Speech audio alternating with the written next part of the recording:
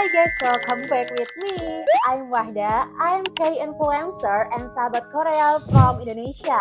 So let's talk about Meet My Korea. Oke, kalau ngobrolin ini aku jadi ingin menceritakan dua poin. Yang pertama, my first K-pop concert, and the second adalah my first Korean trip, dan semuanya adalah gratis. Satu hal yang lo harus ingat adalah lo nggak harus capable buat dapetin apa yang lo mau, tapi lo harus pintar baca peluang to get your big dreams. Ini bukan flexing, tapi gimana dari kondisiku yang impossible to possible to get my big dreams.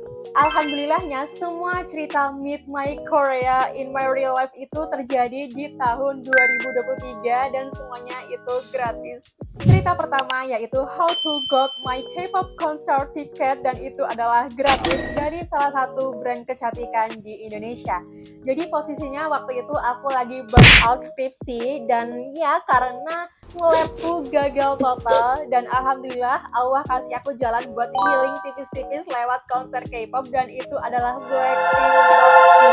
Waktu itu aku iseng ikutan challenge di TikTok dan dapat grand prize-nya yaitu Born Pink tiket. Dan for your information, dari Surabaya ke Jakarta dan Jakarta ke Surabaya, PP-nya naik pesawat dibayarin semuanya sama brand.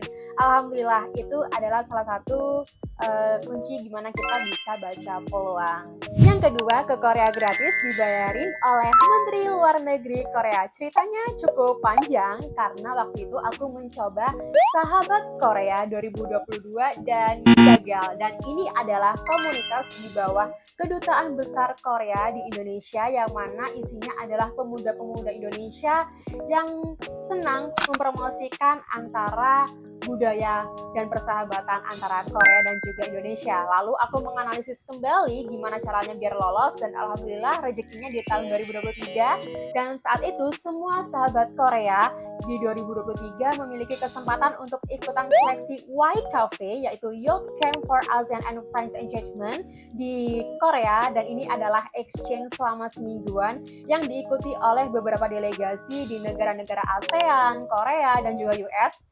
Dan tentunya ini adalah forum internasional di regional Indo-Pasifik.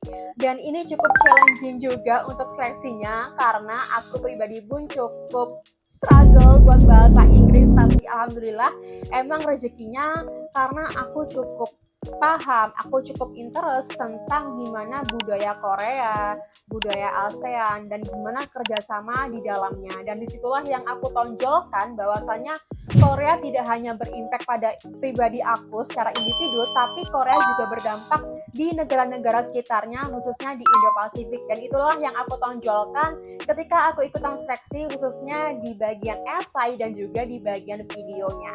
So, ini adalah sedikit tips gimana membaca peluang.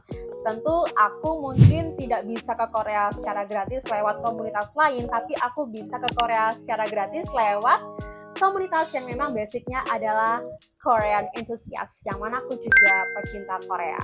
So, nggak peduli kalian itu ikan kecil di kolam yang besar atau ikan besar di kolam yang kecil, karena yang terpenting adalah gimana kita bisa baca peluang di samping kita capable or not.